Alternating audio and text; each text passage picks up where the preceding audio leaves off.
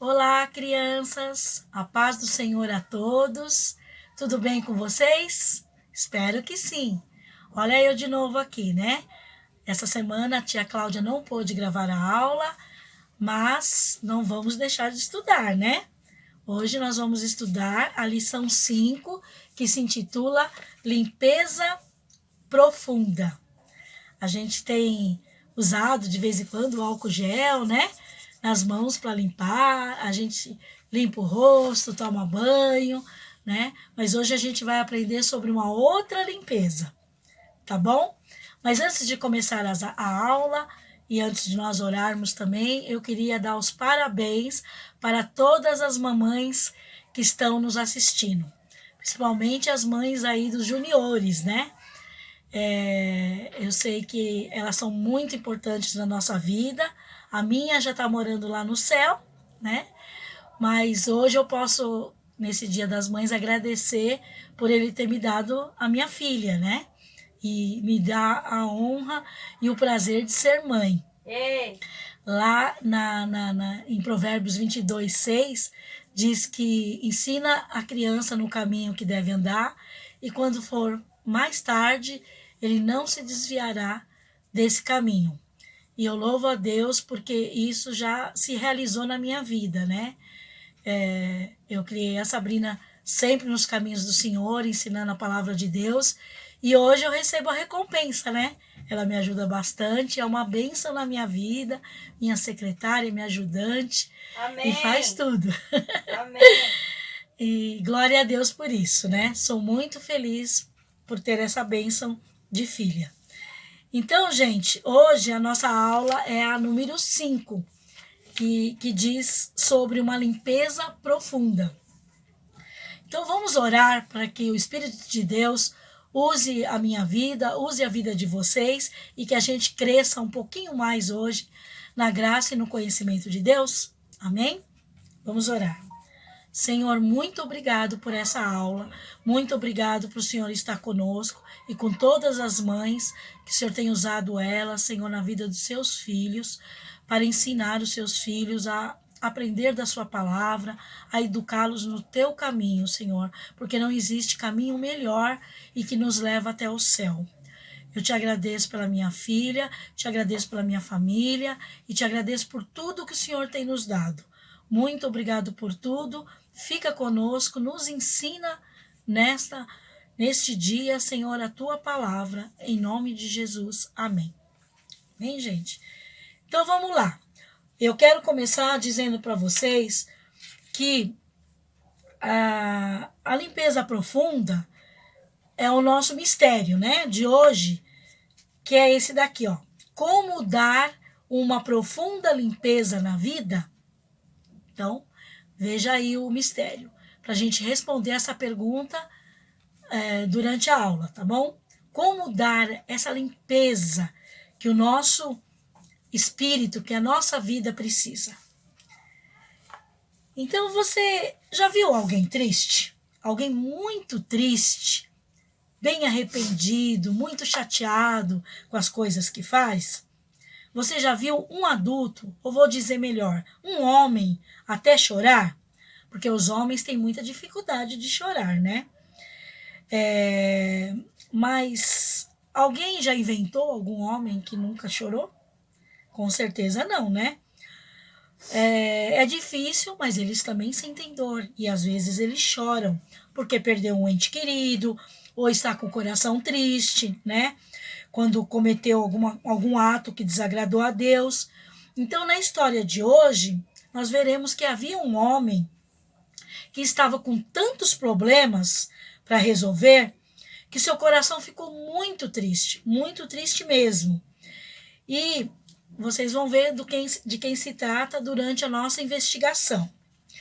E nós vamos para a pista 1, que diz que o que acontece quando pecamos. Nós vamos ver que o pecado traz tristeza para a vida do homem, mulher, né? E isso nos afasta de Deus e deixa o nosso coração muito triste. E para a alegria voltar, a gente tem que tomar outras atitudes. Aqui, ó, na nossa revista, que tem lá a revista de vocês, tem os quadrinhos, que eu creio que vai dar para vocês verem aí, que conta mais ou menos a história de hoje. E o homem com quem a gente vai falar, que vamos falar, é de Davi, a história de Davi. Uma parte da vida de Davi que ele errou muito e por isso ele ficou muito triste. E está lá em 2 Samuel, no capítulo 11, a história dele. Nós sabemos que Davi, ele era rei de Israel. E ele tinha muitas guerras para vencer, né? E Deus sempre ajudava eles em todas as guerras. Principalmente ele, né? Que era um guerreiro e era rei.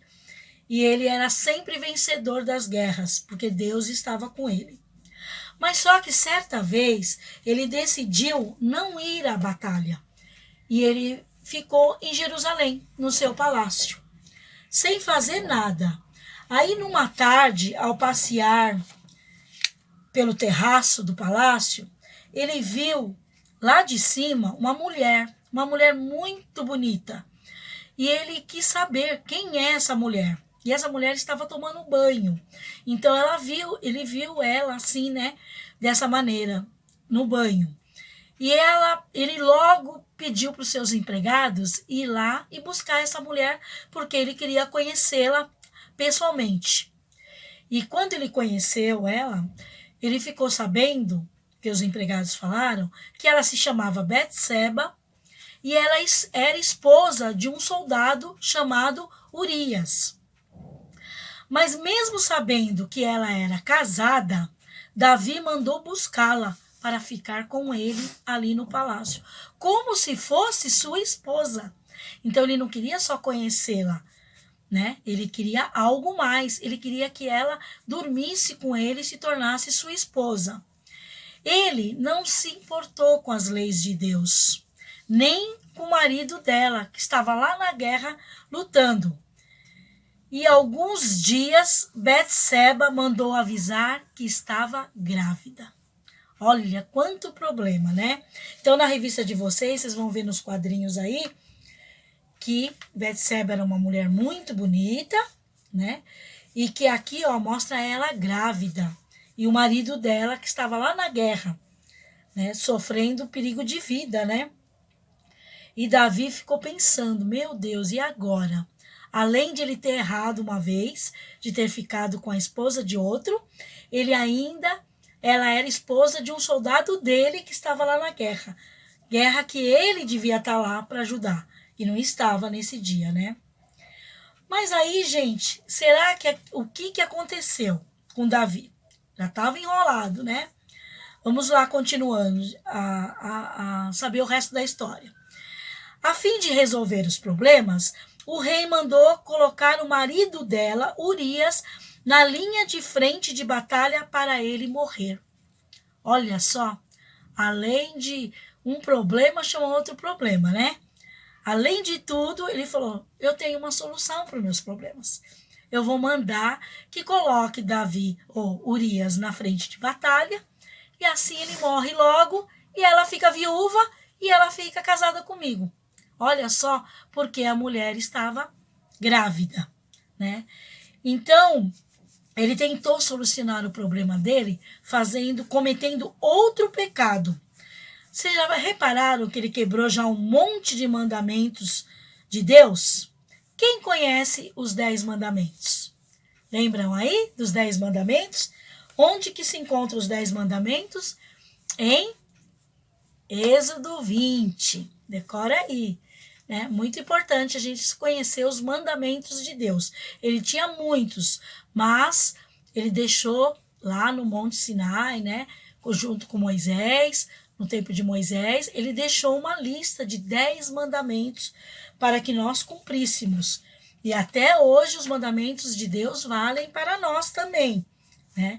Em Êxodo 20 tem os 10 mandamentos.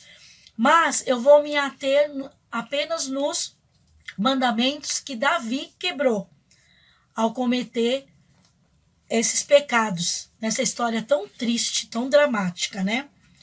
Então, o primeiro que ele cometeu, o primeiro pecado que ele cometeu é o pecado de número não cobiçarás, o mandamento de número 10, né? Que diz não cobiçarás. Então, foi o primeiro pecado que ele cometeu. Ele cobiçou a mulher de Urias. O segundo pecado que Davi cometeu é o 7º mandamento, que diz não adulterarás. Quer dizer, não tenha relacionamento com uma pessoa casada, uma pessoa que já tem compromisso com outra pessoa, né? Então ele adulterou e ele cometeu o segundo pecado. E ainda ele cometeu um terceiro pecado, que é o mandamento de número 6, que é não matarás. Ele mandou matar o marido de Betseba, Urias, que estava na guerra. Mas depois disso, você acha que ele desagradou a Deus? Com certeza, né? Quebrou os mandamentos de Deus. E quando a gente quebra os mandamentos de Deus e não os cumpre, Deus se desagrada e ele fica em silêncio no nosso espírito. E o Espírito Santo já não alegra mais o nosso ser. Então, Davi caiu numa profunda tristeza, porque ele achou que ele não estava fazendo tudo muito errado, sabe? Achava que era um pecadinho que ele estava cometendo. Ele falou, depois eu oro a Deus e tudo bem. Mas não foi assim. Ele foi ficando triste, muito triste, muito triste, e longe estava de Deus, né? E ele ficou muito triste. E o que aconteceu? Deus usou então um profeta para ir lá e falar com Davi. Os profetas naquele tempo falavam em nome de Deus. Então Deus dava a mensagem para o profeta e o profeta ia até o rei ou até alguma pessoa e falava o que Deus queria falar. Porque Davi já não sentia mais Deus falando com ele. Então Deus usou um profeta, né? E aí esse profeta se chama Natã, né? Igual o filho da nossa irmã Damares, né? O pastor Adilson, Natã. O Natã, o profeta Natã, foi lá e falou com Davi. E falou, Davi, você pecou contra o Senhor. E trouxe aquela bronca para Davi, né? O Senhor está muito triste com você, porque você fez uma coisa muito errada mesmo. E falou para ele, né? E isso vai trazer muitas tristezas para sua família, para sua vida e para você mesmo. E Davi então ficou assim mais triste ainda, porque falou, meu Deus, o Senhor me perdoe. Eu vou me derramar na presença do Senhor. Eu vou pedir perdão para o Senhor, para Ele me perdoar e restaurar a alegria que eu sinto. E foi aí que o profeta Natã falou para ele assim, olha, Deus vai perdoar o seu pecado. Você não vai morrer, mas você vai sofrer algumas consequências desse pecado, tá? Consequência dele foi que depois Betseba realmente casou com ele, né? Ficou com ele e eles tiveram um filho, mas Deus recolheu esse filho. Esse filho não viveu e o filho morreu. Mas antes de que aconteceu tudo isso, ele se arrependeu, sabiam? E foi aí que ele escreveu o Salmo de número 51. Vamos ler o Salmo 51, que ele escreveu? O título aqui na minha Bíblia está Arrependimento e Perdão. E foi escrito depois que o profeta Natã falou com Davi a respeito do pecado que ele havia cometido. Diz assim, versículo 1. Por causa do teu amor, ó Deus, tem misericórdia de mim. Por causa da tua grande compaixão, apaga os meus pecados.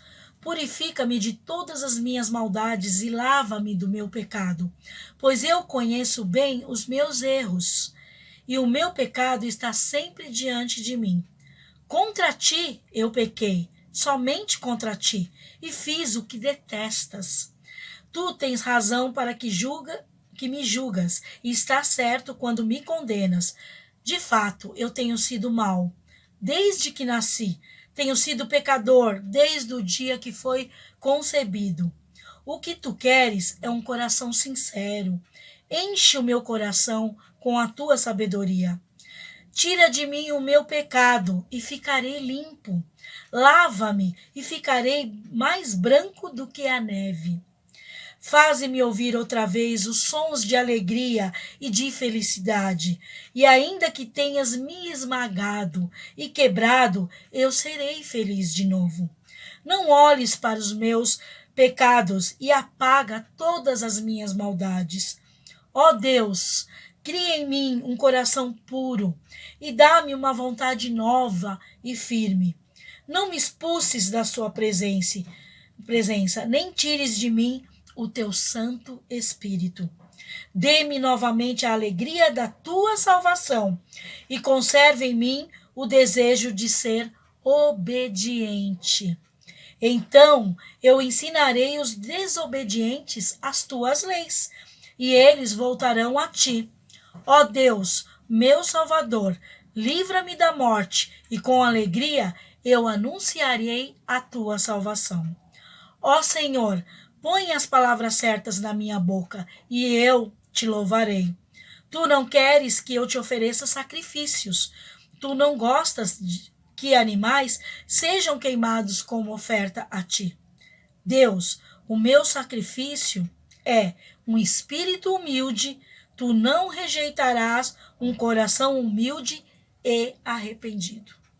Até aí, no verso 17. Então, vocês viram? Que oração linda, né? Que oração de arrependimento. Como ele se arrependeu de tudo que ele fez. E ele escreveu isso, né? Vejam, ele fala sobre apagar, ele fala sobre limpar, ele fala sobre tirar, né? Todas essas coisas para longe dele. Apagar os pecados, limpar o coração dele que estava sujo do pecado, tirar, né? As coisas ruins, né? E veja que o mais importante foi tirado dele, que foi o Espírito Santo de Deus. Aqui no verso 11, né? Ele fala, não me expulses da tua presença e nem me tires o Espírito Santo, que é o Espírito Santo que convence o homem do juízo, do pecado, da justiça. É ele que traz alegria, é ele que traz consolo ao nosso coração. Então, sem o Espírito Santo de Deus, nós não somos nada. Não temos alegria de viver e vivemos tristes, né? E sempre propensos ao pecado. Vocês acham que depois dessa oração, dessa entrega, Deus perdoou Davi? Deus ajudou ele a se livrar de todas essas coisas tristes? Com certeza, né? Então, vamos ver aqui, voltando para a nossa aula. Então, essa pista, essa primeira pista, o que acontece quando pecamos? Nós temos que orar a Deus, pedir perdão pelos nossos pecados para que ele nos limpe, né?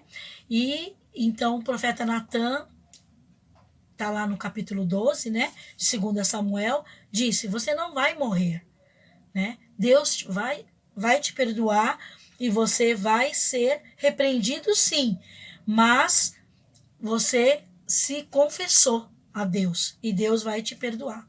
Então entramos na nossa pista 2. O que acontece quando nós nos arrependemos? A tarefa do profeta Natan não foi nada fácil, né? Repreender um rei, já pensou? Natan não queria somente repreendê-lo, mas também ajudar a Davi a reconhecer os seus erros para ele pedir perdão e mudar de atitude. Porque a pessoa só se muda de atitude a partir do momento que ela falou, eu errei, reconhecer que ela estava errada. E foi o que aconteceu com Davi, né? Ele se arrependeu e ele escreveu esse salmo, né? E ele diz lá no versículo, deixa eu ver que versículo aqui.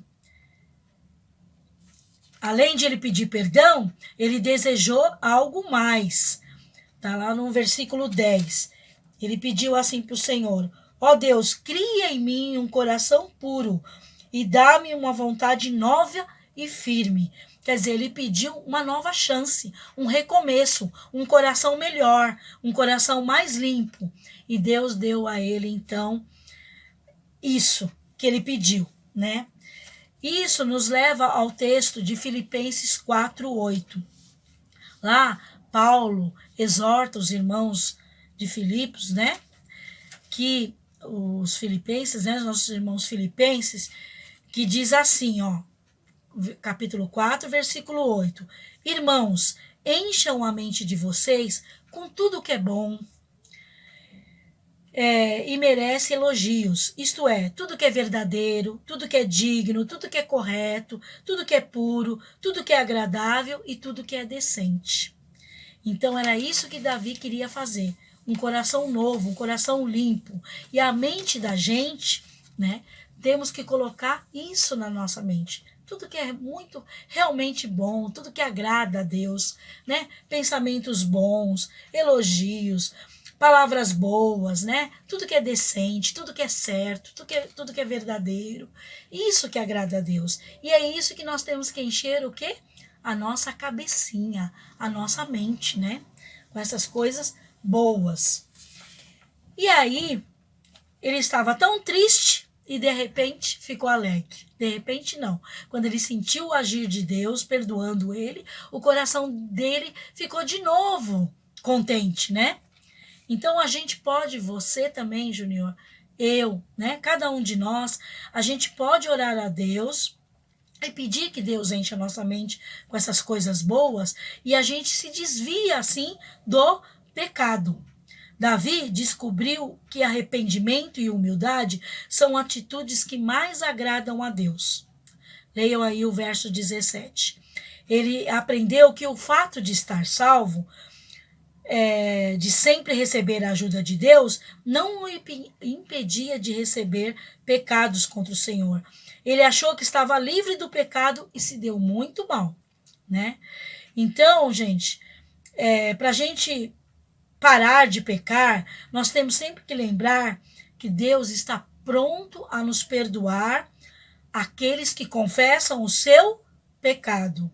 Lá em 1 João, no capítulo 1, versículo 9, diz assim: se confessarmos os nossos pecados, ele é fiel e justo para nos perdoar de todo o pecado e de toda a injustiça. Então, Deus é fiel. Ele vai saber por que você pecou. Se você pedir perdão para Deus ou para alguma outra pessoa e se sentir triste por causa disso e sentir que Deus está longe, peça perdão para Deus, que Ele vai restaurar a alegria no seu coração e vai te perdoar. Bem?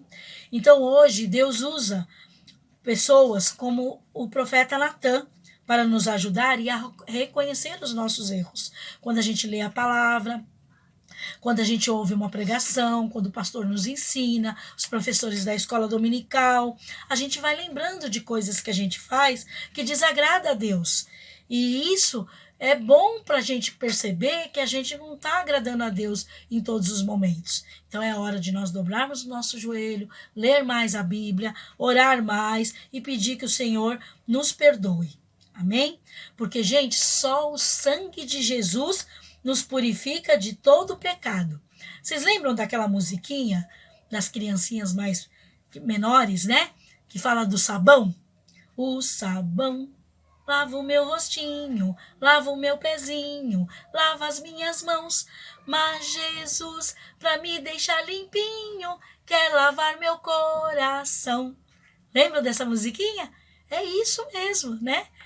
A gente pode usar um monte de álcool em gel, monte de sabão, monte de sabonete, se limpar todinho, mas o nosso coração, só o que limpa é o sangue de Jesus.